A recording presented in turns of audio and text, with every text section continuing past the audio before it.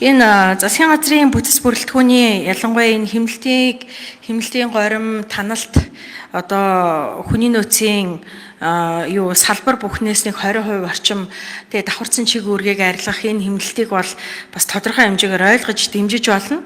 Гэхдээ нөгөө талаараа энэ ер нь төрийн ажилд ер нь хариуцлагын зарчим гэж байна уу?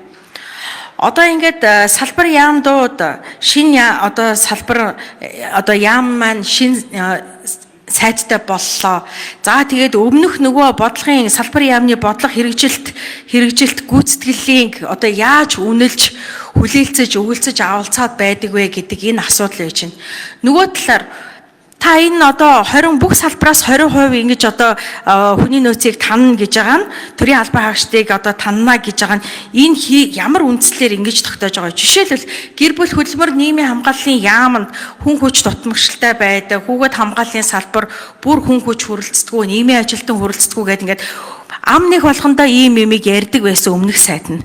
За боловсролын яамд багшийн одоо хүний нөөц ямар дутмагшилтай байгаа илээ бүгд маш сайн мэдж байгаа.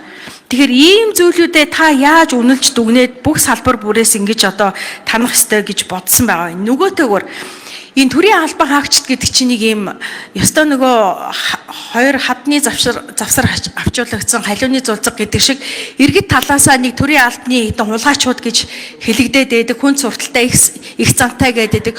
Нөгөө талаас төр засаг өөрөө хүссэн үедээ хэрэгтэй үедээ томилж болдог, хэрэгцээгүй үедээ халж зөөлж сольж болдог ийм одоо ажилтан албан хаагч нар өөрөөр хэлбэл одоо нийтийн дүнгээр 14,000 орчим төрийн албан хаагчдыг ингээд хална гэж ингэж байгаа.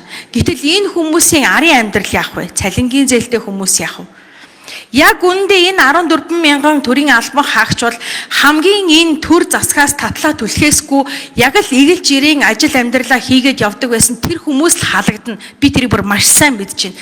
Тэгээ нөгөө татлаастай түлхээстэй хідэн нөхдүүд нь үлдээд үргэлжлээд явдаг ийм л юмн дээр үлдэн штэ. Тэгэхээр энийг яаж та хангах гэж байна? Дээрээс нь одоо жишээлбэл за гэр бүл хөдөлмөрийн нийгмийн хамгааллын яамны сайд, шинэ сайд Авбакир сайд өөрөө ярилцлага өгсөн байсан. Давхарцсан чиг үүргийг арилганаа. Энийг ойлгохоорой нөхцөл байдлын байна гэд.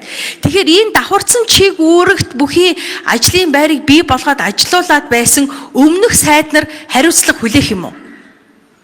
Ер нь зарим одоо энэ засгийн газрын тал хувь сайд нар өмнө нь бүтэн жилийн хугацаанд энэ засгийг удирдах авч явж ирсэн. Тэгээ одоо жилийн дараа энэ чиг үүрэг давхардлыг мэдж байгаа юм уу? Нөгөөтэйгөр одоо энэ шинэ одоо ялангуяа яам авсан сайд нар өмнөх энэ салбар яамнда төрийн аудитыг оруулах хэрэгтэй байх гэж бодож байна. Одоо жишээлбэл 24 оны төсвийн гүйцэтгэл дээр манай нам дөнгөж сая одоо энэ Батбаатар даргын ажлаа аваад 4-5 хонж байгаа хүн төсвийн гүйцэтгэлийг ярин гэж явж байгаа байхгүй юу? Тэр хүн чинь 24 онд юу болсон, яасан ийснийг мэдгүй тэгээд одоо ийм болсон гэдэг юмар бид нар тайлбар өгөөс суужин гэдэг өөрөө буруу. Тэгэхээр зэрэг тэр 24 он төсвийн ерөнхийлөн захирагч байсан хүн тэр ажлыг тэр төсвийг хэрхэн захиран зарцуулсан, хэрхэн үр дүн хэдэн хувьтай явж байгаа вэ гэдгийг энд тайлагнах хэрэгтэй болохоос ш дөнгөж ажлаа аваад 4-5 хонж байгаа хүмүүс энийг тайлагнаас суух нь хэр нийцэлтэй вэ гэж би гайхаж байна. Тэгээ одоо хамгийн гол нь одоо энэ удахгүй ингээд халагдаж солигдох энэ 14,000 хүн чинь бас л Монгол улсын иргэд байгаа шүү дээ. Тийм биз дээ. Эсвэл тусгай хүмүүс юм уу? Тэр энэ тал дээр та яг ямар дүгнэлт энэ За төрийн албан хаагчдын талаар таны үнэлэмж бас зарим талаар санал нийлж байна. Төрийн албаныхан бол мэрийн зарчмаар ажиллаа хийж байгаа дийлэнх олонхыг ганц нэгхээ одоо нэг хөхрийн эвэр дөрвөл 1000 хөхрийн эвэр дөргөнө гэж авилгач ард түмэндээ үйлчилдэггүй, нүүрчилдэг ийм үнэсээс болоод төрийн албаны нэр хүнд их унгаажээ. Одоо ингийн ард түмний дунд төрийн албан хаагч гэхээр төрийн хүн гэхээр бүгдийг нь л одоо авилгач хулгайч хардаг ийм төр дэвтгэлийг сулруулдаг юм болж. Ийм учраас төрийн албаны зохицонжил хийхээр зорж байгаа. Төрийн албаны зөвлөл засгийн газрын эрхлэх газар дээр ажлын хэсэг байгуулж байгаа. Төрийн албаны аттестатчил явуулахар зорж байгаа. Яг төрийн албаагчид энэ аттестатчил дуртай байд. Энийг ард иргэдийн санал асуулгаад тэдэнд үйлчилж байгаа байдлаар нь тэднээс авилгал хэлэх хул нэхэд зовоож гин үү? Эсвэл яг ард түмэндээ үйлчилж чадж гин үү гэдгээр нь бас ангил салгаж цөөхөн хувьд нь бас одоо энэ албаны аттестатчил явуулж өгөөч гэж төрийн албаны зөвлөлч төрийн албан хаагч хүсэж байгаа. Тэгвэл энэ төрийн албыг цомгохдохын санаачлалыг чинь та баталсан шүү дээ. Төрийн албыг 9%-аар цомгохдохоо гэдээ ингээд их хурлаас баталсан шүү дээ. Энэ ч одоо бид нар энэ жил хэрэгжүүлэхгүй бол эх жилийн тэр 9%-аар цомгохдох чинь 6 сарын тэтгэмж энтергээд эх жилийн төсвөд хамт үзүүлэх учраас одоо хэрэгжүүлж эх жилийнхаа төсвийн орон зайг нээхгүй бол бид нар ийм төсвийн хаачинд орсон байгаа. Ийм учраас энэ сул оронтойг байгаа оронтойг зарцаах, давхардлыг арилгах, жишээлбэл би та зөндөө ярьжсэн одоо тэр эрчим хүчний 4-5 давтсан бий болгосон. Энэ чинь хувийн хөгжлийнхэнд хамгийн их дарамт үзүүлж идэг. Нэг газар очиод дахиад бичиг нэг олон шат дамжлага. Энэ шат дамжлагыг цөөрүүлж энэ татвар төлөгчдийн мөнгийг бид бас зөв зарцуулах ёстой. Давхцалгүй, давхардалгүй ард иргэдтэй чирэгдэл багтаа төрийн албаны дунд доод шатанд хүн суртал чирэгдэл ихтэй байна гэж яриад байгаа. Тийм учраас 14,400 төрийн албаагчийг хална гэж буруу ойлгоод байгаа. Ийм учраас энэ олон шат дамжлага үүсгээд байдаг дарга нарын тоог цомгохдох үүргийг яамдад өгсөн байгаа. Би ганцхан яамны чийлд дурдаад байгаа жишээлбэл эдийн засгийн хөгжлийн яам 28 газар хэлцээний даргатай. Энэ нэг 10 гаруй газар хэлцээтэй ажиллаад байх бүрэн болцоотой гэж үзээд бүх газарт бүх яамдад би анхны хурлаараа яамдын оронтой бүтцийг оновчтой давхардалгүй чирэгдлгүй болох юм чиглэгч стандарт баталсан байгаа. Стандартжуулж байгаа. 6,000 орчим оронтой батлагдсан ч ажилтгүй аваагүй байгааг эхний ээлжинд цомгохдохыг гэж байгаа. Гэх мэтлэн төрийн албан агчдаас дарга нараас нь дарамт шахалт үзүүлээд байдаг. Төрийн албаны шаардлага хангахгүй одоо нөгөө цүнх барьц центр гэж шүүмжлээд байдаг дарга нараас ч одоо бас эхэлж байгаа. 260 орчим дарга нарыг эхний ээлжинд асуудлыг шийдэж байгаа, ярьж байгаа. За тэгэхээр энэ хуулийг бол батлалцсан. Гэхдээ хамгийн гол нь та салбар яамдуудаа энэ нөгөө гарцаагүй чиг үүрэг давхцсан одоо ажлуудыг бол цомготож болж байна. Тэгвэл өшөө хүний нөөц нэмэгдэлтэй байгаа энэ зүйлүүдэд бас яаж үнэлж дүгнэж байна гэдэг асуултыг тавиад байгаа шүү дээ. Тэгэхээр зэрэг зарим одоо салбар яамд чинь бүр хүний нөөц асар дутмагшилтай хүн хүчинд хөрөлцөхгүй байгаа учраас энэ нөгөө төсөвтөө суулгасан энэ нөгөө хөгжлийн хөтөлбөртөө суулгасан ажил үүргээ хийж чадахгүйгаас болоод бид нарыг энд ингээд өдөр болгон энд босон болоогүй хурал хийгээд ажил яваад байгаа юм шиг явахгүй ч байгаа юм шиг байхад жишээлбэл Монгол хүүхдүүдийн эрх яаж хамгаалагдж байна гэдэг асуудлууд бас хөндөгдөж байгаа.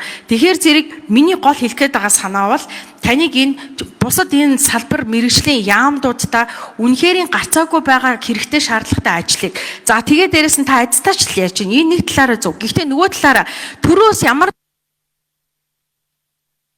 зөв санал хэлж байгаа энэ дээр бас санаачлага хамтраад ажиллаараа. Гэхдээ нэг зүйлийг би тодруулаад хэлэхэд энэ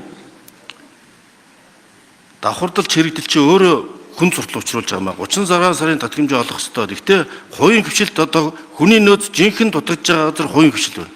Хамгийн том ажил олгогчвол засгийн газар болсон. Хувийн хвшил биш. Тэгэхээр энэ хувийн хвшлийн ажил нөхцөл болцоогоо ч нэг талаас хангах ёстой. Тэн дээр орон зай гаргаж өгөх ёстой. Төрийн албаач татвар төлөгчдийн мөнгийг цамхан чадварлаг үр ашигтай болгох ёстой. Ингэжээж нийт тэнцвэрээ олж иж одоо олон жил ажиллаж байгаа туршлагатай мэдлэг чадвартай шудраг төрийн албаагчдаа дэмждэг тогтолцоо бий болно. Харин төрийн албаны нэр хүндийг унгаад байдаг, авилах хэлэх хол нэхэ чирэгдүүлээд байдаг.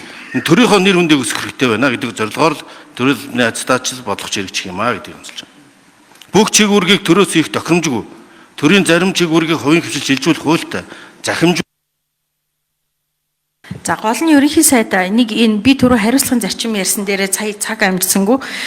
Одоо ингээд өмнө нь энэ чиг үүргийн давхардлыг бий болгоод ажилуулад байсан энэ сайд нартаа ямар хариуцлага тогтох юм бэ? Хэрэгтэй болохоор нээчдэг. Хин нэгэн зориулаад агентлаг газар хилтэс нээгээд ингээд оронтой хүний нөөцийг яагаад төсвийн мөнгөч цалингаар урсаад идэг. Энэ байдлыг бий болгосон хүмүүстэй тэгвэл өмнөх хүмүүстэй хариуцлага тооцохгүйгээр дараад яах вэ? Жишээлбэл энэ төр засагч гэсэн өөрийн гэсэн цаг хугацаатай. Тэгэхээр энэний дараа дахиад энэ буруу байсан байна гэд нөх энэ эрсдлээс сэргийлэхийн тулд бид нар хариуцлагын механизмыг ярих ёстой байна гэж бодож байна. Та энэ тал дээр юу гэж бодож байна? Мөнхтрийн нарант нараг шүнэ би бас дахин хариулаад байна л да. Энэ сайд нар чи өөрсдөө ингээ оронтой бүтц бий болгосон юм биш ээ. Энэ хуулийг та баталцаа, та бүхэн баталцаа.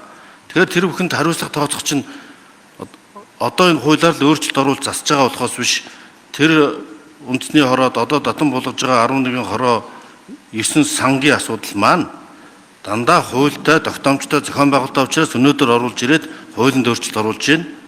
Энэ бол хамтын гаргасан улсын хурл засгийн газрын шийдвэрийг хэрэгжүүлэн явж исэн тэр сайд нарыг буруутгах нь би бол харин тэр хуулийн хэрэгжилтэнд алдаа гаргасан бол, завхрал гаргасан бол, дутагдал гаргасан бол, зөрчил гаргасан бол хариуцлага тооцох үүргийг өгч ерөнхий сайдын албан даалгавар сахилга хариуцлагыг сайжруулах талаарх албан даалгавар анхны хурлаараа бүх сайднарт өгөгдсөн байгаа. Урд хажлаа үнэлт дүгнэх, сангийн зөрчлүүдийг ил тод болгох, нээлттэй ил тод болгох, аудит хяналт шалгалт хийх бүх үүрэг бүх сайдад оногдсон байгаа гэдгийг онцолж байна.